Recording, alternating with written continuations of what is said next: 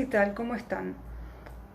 Esta clase va a ser una especie de preparación para la clase 2, el próximo lunes, eh, donde vamos a hablar sobre un tema muy importante que es análisis de fuentes. Análisis de fuentes, la fuente que vamos a analizar va a corresponder a fines del siglo XIX en Argentina. Entonces vamos a hablar hoy sobre cómo se llega cómo Argentina llega a ser Argentina, ¿sí? Porque en el siglo XIX era un país muy nuevito, recién conformado, ¿sí? Entonces hoy vamos a hablar sobre los cimientos de Argentina, ¿sí? Para poder hablar en la clase que viene sobre el diarismo en el siglo XIX, y vamos a analizar una fuente, o hablar de análisis de fuentes, basándonos en una fuente del siglo XIX, que va a ser un editorial del diario La Nación, ¿sí? Del año 1880. Entonces vamos ahora a hablar sobre cómo se conformó Argentina, de qué manera llegó a ser el país que era en ese momento, ¿sí? A fines del siglo XIX. Bien, recordemos, Buenos Aires fue fundada por segunda vez, y esta segunda vez sí fue definitiva y exitosa, en 1580 por Juan de Garay, ¿sí? Buenos Aires en ese momento era una puerta de salida hacia el Atlántico, hacia el océano Atlántico, de una gran región económica con base en lo que era el Cerro de Potosí, que hoy sería Bolivia, de donde se extraía el material, el metal precioso, plata, ¿sí? Entonces esa plata se exportaba hacia España, o España tenía el control de la exportación o de la explotación de ese metal. Bien, ¿por qué Buenos Aires entonces, por qué la necesidad de fundar este puerto, ¿no? En ese lugar ¿no? En ese estuario, el Río de la Plata? Porque hasta entonces el transporte del metal precioso se había hecho, antes de la existencia del puerto de Buenos Aires, se había hecho de una manera muy engorrosa, ¿sí? El transporte desde España a Potosí y viceversa comenzaba en la ciudad de Cádiz, ¿sí? Sur de España. Los barcos atravesaban el océano Atlántico, llegaban a Panamá, ahí debían cruzar todo lo que hoy es Panamá, y que ahora no había un canal en aquella época, entonces tenían que cruzarlo por tierra a lomo de burro, atravesando selvas, etcétera, hasta llegar al otro lado, al Océano Pacífico, donde volvían a cargar todo de vuelta sobre otros barcos, ¿no? Estamos hablando de todas las provisiones que hacían falta en el continente americano, que no había, ¿sí? Y que las poblaciones en este continente las necesitaban para su vida diaria: víveres, telas, herramientas, en fin, toda clase de cosas. Todo era traído de España, que salía desde el puerto de Cádiz, atravesaba el océano Atlántico, llegaba a Panamá, lo descargaban, cruzaban todo el istmo de Panamá sin camino, sin nada, al lomo de burro, llegaban al otro lado, al océano Pacífico, cargaban en barcos diferentes, y de ahí por el océano Pacífico bajaban de norte a sur hacia Perú, ¿sí? Hacia el puerto de Callao, ahí descargaban todo nuevamente, y después tenían que atravesar selvas y montañas desde Perú, ¿sí? Pasando por lo que hoy es Bolivia, o sea, cruzaban todo Perú, todo lo que hoy es Bolivia, y todo lo que es, y después de ahí, hasta Bolivia, hasta el Cerro Potosí, ¿sí? Donde estaba la explotación de los yacimientos de plata. Bien. Entonces, esto era muy engorroso, eran miles de kilómetros en barco, en lomo de burro, atravesando montañas, selvas, cruzando ríos sin puentes, en fin, muy difícil. Y por eso la creación del puerto de Buenos Aires fue tan beneficioso, porque era directamente salir de Cádiz hasta Buenos Aires, ¿sí? Y ahí se descargaba todo los víveres necesarios para estas regiones, y se cargaba la plata. Ahora, ¿cómo traían la plata desde el Potosí, desde Bolivia hacia Puerto Buenos Aires, eso era otra historia, ¿no? Y ahí, por eso, y así se fueron creando ciudades, ¿sí? Desde el norte, de lo que es nuestro norte, hacia lo que es lo que hoy es la salida al puerto, que es al Atlántico, que es el puerto de Buenos Aires, ¿sí? Por eso tenemos tantas ciudades tan antiguas en nuestro norte, ¿sí? En nuestro norte de Argentina, ¿sí? Las ciudades de Córdoba, Santiago, Tucumán, Jujuy, La Rioja, Catamarca, ¿sí? Son lugares muy viejos. Hoy tienen poca importancia económica, pero en ese momento sí eran importantes porque eran postas en la ruta desde el Potosí, desde Bolivia, hacia el puerto de Buenos Aires. Así nacen La Rioja, Catamarca, San Juan, ¿sí? Son postas en lo que se llamaba el Camino Real. Le decían el Camino Real a ese itinerario entre Buenos Aires y el Cerro de Potosí en Bolivia. En lo que hoy es Bolivia, en aquel momento se llamaba Alto Perú. Bien, entonces, bueno, así surge nuestro país, ¿sí? Surge como nuestra ciudad, Buenos Aires, surge como una necesidad, ¿sí? Como una necesidad a un problema creado anteriormente. Bien, vamos a continuar. Todo esto les quería comentar, se encuentra, lo que yo estoy hablando en esta clase, está en un resumen que ya subí al campus, que está al final de la clase 1, ¿sí? Dice clase 1, 2020, resumen. Entonces ahí van a tener un resumen de todos los textos que corresponden a esta clase, ¿sí? Que son muchos, es extenso, y en ese resumen ustedes van a tener lo más importante, ¿sí? Que es un poco lo que les estoy diciendo ahora. Bien, ¿qué otro tema? Yo quería comentarles eso, cómo fue que nace el puerto de Buenos Aires, ¿sí? ¿A raíz de qué? Bueno, ¿qué es lo que sucede después? Una vez creado el puerto, ¿cómo era el sistema económico en el continente americano que estaba bajo la corona, la porción que estaba bajo la corona española? Pues se consideraba que todo lo que había en este continente, todo era parte no del Estado español, sino que del rey, propiedad privada del rey, ¿sí? De la corona. Entonces, todo esto pertenecía al rey. A tal punto era importante la corona y todo lo que y además España también, que por ejemplo, no solo lo que había acá era por arte de la propiedad privada del rey, sino que además se podía desde España dictaminar, por ejemplo, quemar un sembradío de olivos, ¿sí?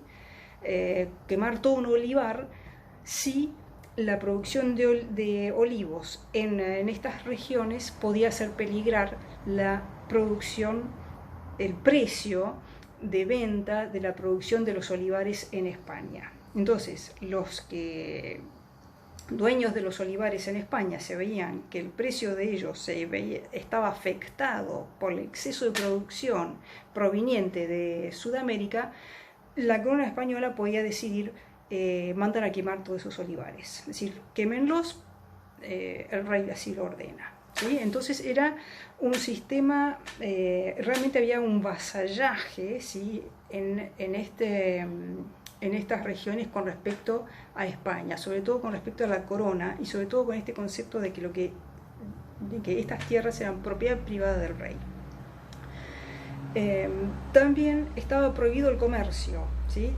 Por completo, solo se le podía comprar a España. Eso significaba que los costos, ¿no? De todo lo que se consumía aquí eran muy altos por el costo de transporte desde España hasta acá de cualquier cosa, desde un zapato a un martillo, ¿sí? Cualquier cosa que fuera necesario procurarse en esta tierra era muy, muy cara, ¿sí? Entonces era difícil la economía aquí. Esto hace que surja la necesidad o, en fin, la conveniencia de trabar comercio con otros de manera ilegal, ¿sí? En otras palabras, contrabando, con naves, ¿sí? Mercantes de otra bandera, ¿sí? Mayoritariamente ingleses y franceses. Entonces, Buenos Aires, que nace como necesidad de la corona española para aligerar y hacer más práctico el transporte de sus mercancías que es extraídas desde el Potosí,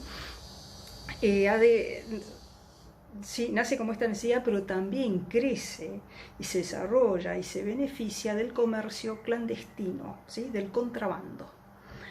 Esa fue la primera actividad lucrativa pampeana, ¿sí? De esta zona, el contrabando. O sea, comprarle a precios mucho más baratos a los ingleses y a los franceses, a los piratas, digamos, los víveres y provisiones y cuestiones que pudieran ser de interés para las personas que habitaban estas tierras. ¿Con qué lo pagaban? ¿Sí? Porque esto, digamos que es importación, importaban, ¿no? De manera clandestina, contrabando.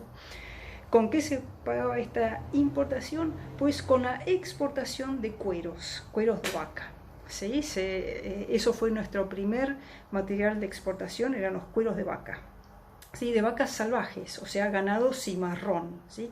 que galopaba salvajemente por toda la pampa, ¿sí? Por toda la pampa, y bueno, salían a cazarlos, a enlazarlos, y ahí mismo donde caían los animales los sacrificaban y cuereaban, y solo se llevaban el cuero, ¿sí? El resto de la res quedaba ahí tirada para los caranchos. Bueno, esa fue la primera explotación, así nace, ese fue el comienzo del comercio en el Río de la Plata. Bien, ¿qué otro tema les puedo comentar de interés? O sea, lo que quería más que nada era el comienzo, cómo nace Buenos Aires. ¿Cuáles son las primeras explotaciones, la primera explotación económica en La Pampa? Y después, ¿por qué es creado el Virreinato del Río de la Plata? ¿Sí? ¿Por qué es creado en 1776? Bastante tarde, ¿sí? En otras palabras, ahí en el texto dice cuándo dejamos los pañales, porque ahí dejamos de ser hijos de Perú, o sea, dejamos de ser parte del Virreinato de Perú con sede en Lima, para ser nosotros mismos, ¿sí? Otro virreinato con sede en Buenos Aires, con cabeza en Buenos Aires. Entonces ahí aparece el Virreinato del Río de la Plata en 1776.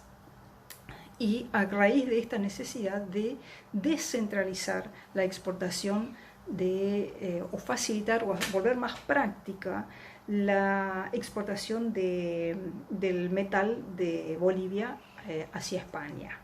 ¿Sí? Entonces así nace el Virreinato del Río de la Plata. Además, en 1777, 1778 hay algunos nuevos autos, o sea, leyes que liberalizan el comercio, ¿no? Se permite que haya libre circulación de los ríos y que liberaliza un poco el comercio en estas tierras. Bien, entonces, ¿por qué? Así se crea el Virreinato del Río de la Plata, ¿verdad? ¿Por qué? Entonces, ¿cómo es que surge la independencia total de España? ¿Sí? Primero, en realidad nosotros nos independizamos primero de Perú y después de España, ¿sí? Pero en ambos casos estábamos bajo España. En el primer caso a través de Perú, o sea, era como que éramos los segundones de Perú, y después ya directamente bajo la égida directa de España, hasta 1810, ¿no? Que es cuando sucede la Revolución de Mayo y comienza un nuevo periodo histórico. ¿Por qué sucede esta Revolución de Mayo?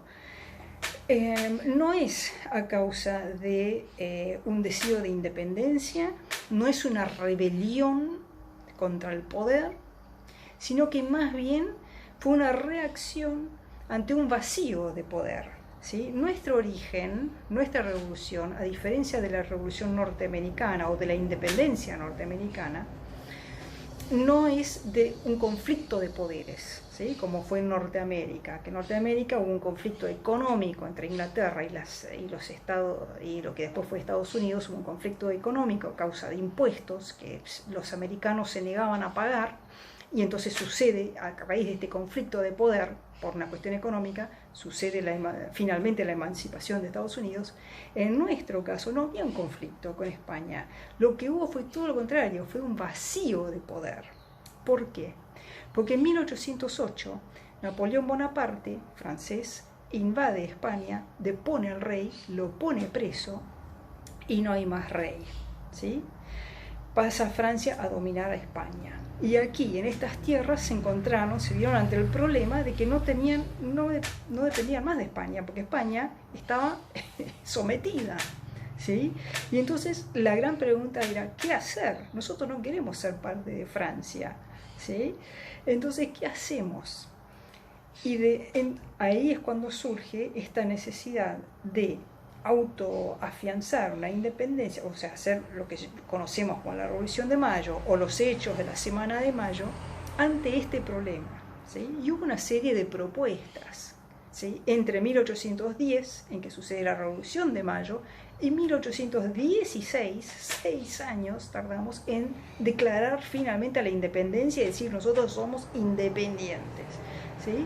Y durante esos años hubo muchos idas y venidas, ¿qué hacemos? ¿Qué sistema podemos instaurar? ¿Esperamos a que vuelva el rey de España al trono y después seguimos como antes? ¿Qué se hace? ¿Sí? Pero ¿por qué la necesidad de algún tipo de acción en 1810? No solo por el peligro francés, ¿sí? Que era real y concreto, sino que además porque en Brasil, los franceses después amenazaron a Portugal. ¿Y qué pasó en Portugal? La corona portuguesa, al ver lo que le había pasado a la corona española, decide mudarse completa a Río de Janeiro, en Brasil, ¿sí? Llenaron como 300 barcos, ¿sí? Con toda la corte de la, portuguesa, más toda la administración de Portugal, fueron todos a Brasil, a Río de Janeiro, y instalaron la nueva capital de Portugal, pasó a ser Río de Janeiro. Río de Janeiro pasó a ser el centro y Portugal la periferia, ¿sí? De esa manera se salvaron de Napoleón. Pero ¿qué pasa? En esa corona portuguesa, aquí nomás, al lado, en Brasil, pasó a ser una amenaza, porque la infanta Carlota, miembro de la corte real portuguesa, era hermana del rey Fernando VII español, ¿sí? El depuesto rey español. Entonces ella se consideró a sí misma, ella y todos los que estaban atrás de ella, ¿sí?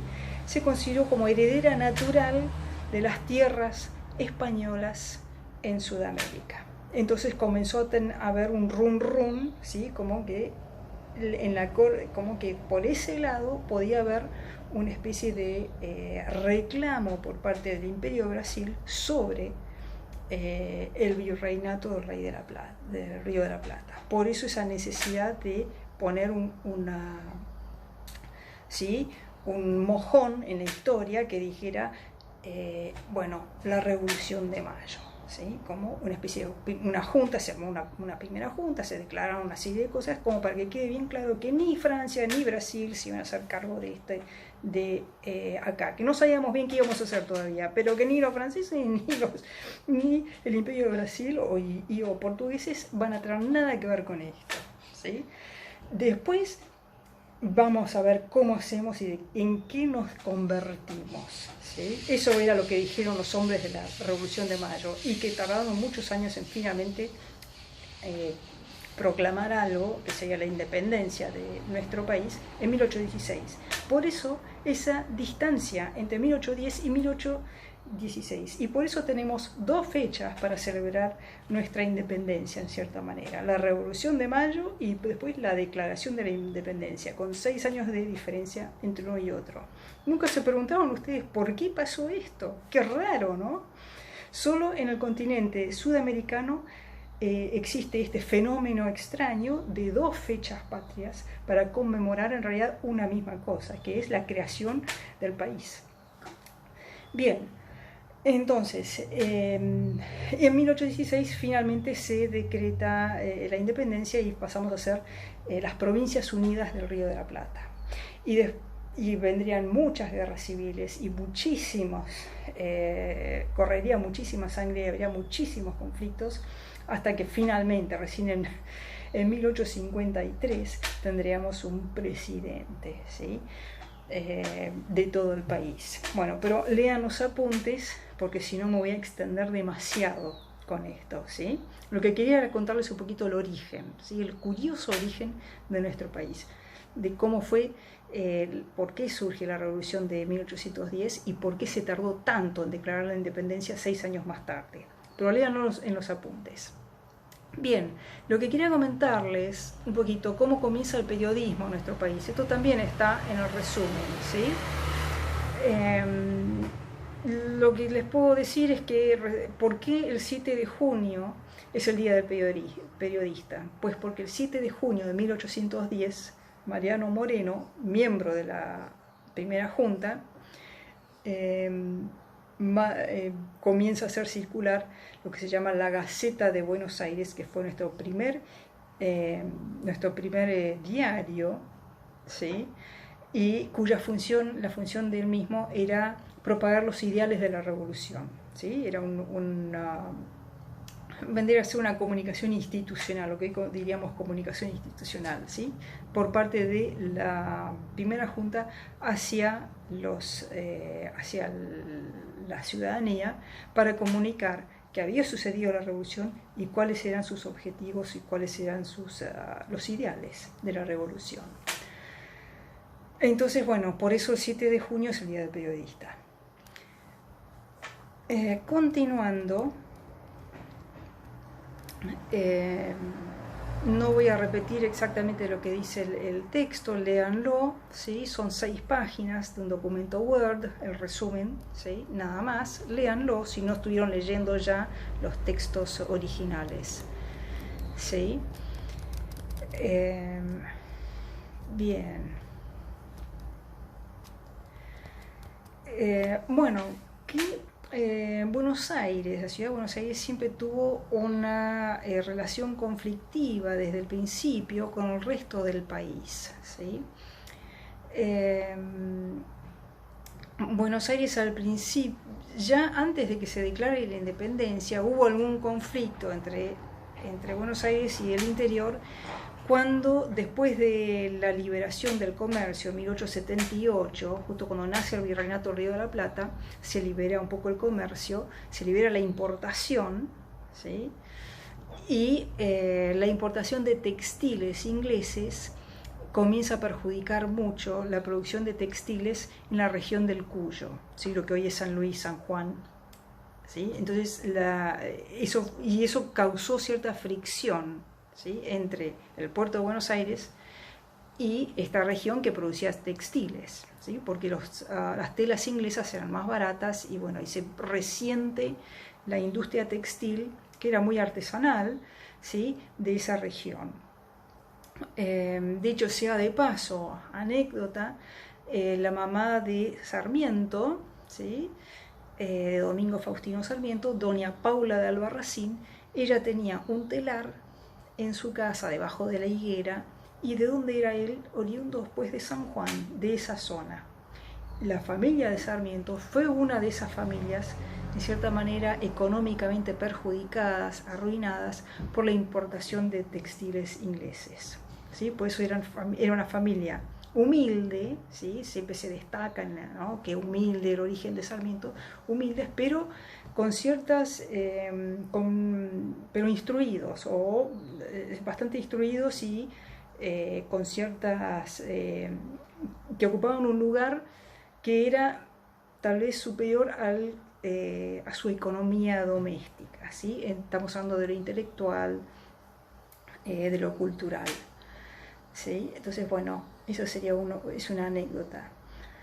Estábamos hablando de la relación de Buenos Aires con las provincias. Siempre hubo como una especie de fricción entre el puerto, entre Buenos Aires y el resto del país, a causa del puerto. ¿Por qué? Porque toda la producción del país sale por ahí. Salía y sigue saliendo en su gran mayoría, por el puerto de Buenos Aires, aunque ahora el puerto de Rosario es muy importante, el puerto de Bahía Blanca también, pero en ese momento digamos que el puerto de Buenos Aires tenía una importancia enorme, todo salía por ahí, todo entraba y todo salía por ese puerto, ¿sí? Por esa cabina de peaje, ¿sí? Y el dueño de la cabina de peaje, ya lo sabemos, ¿sí?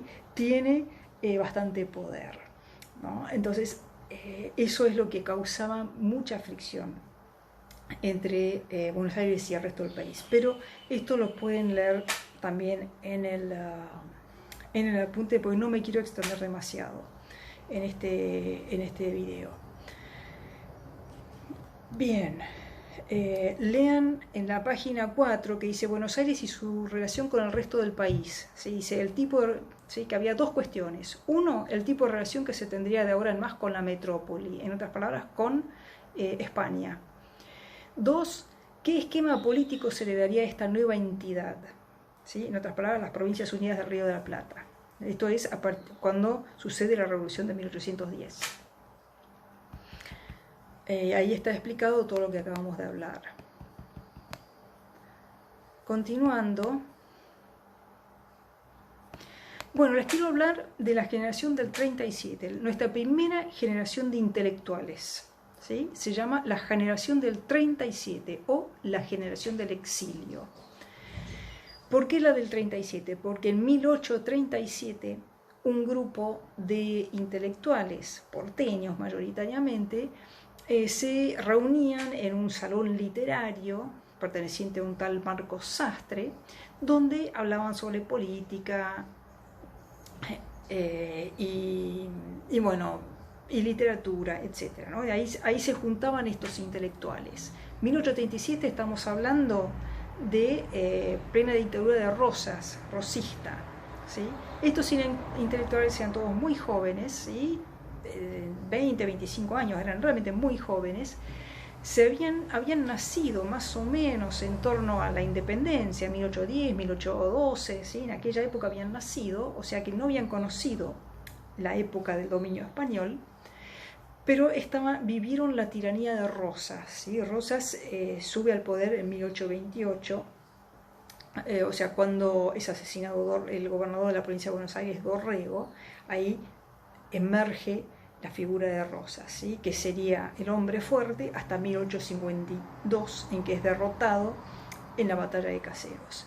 Entonces, estos jóvenes, 1837, se reunían ahí en el Salón de Marcos Sastre, en Buenos Aires, y cuando son perseguidos por la tiranía rosista. Deben dispersarse, se exilian, por eso se llama generación del 37 o del exilio, porque en 1837 se van, la mayoría a Montevideo, otros a Chile, alguno se va a Perú, ¿sí? Y desde el exterior van conformando una red, ¿sí? Que se va a mantener en contacto entre sí y con el país para empujar hacia lo que finalmente va a ser el derrocamiento de Rosas en 1852, en la batalla de Caseros.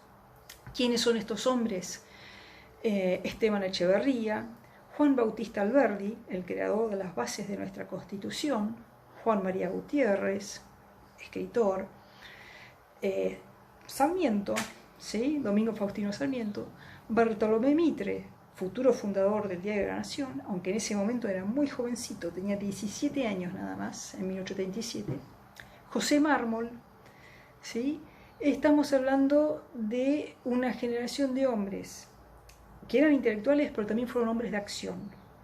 Y muchos de ellos van a estar en la fundación de las instituciones de nuestro país. Alberdi, la Constitución.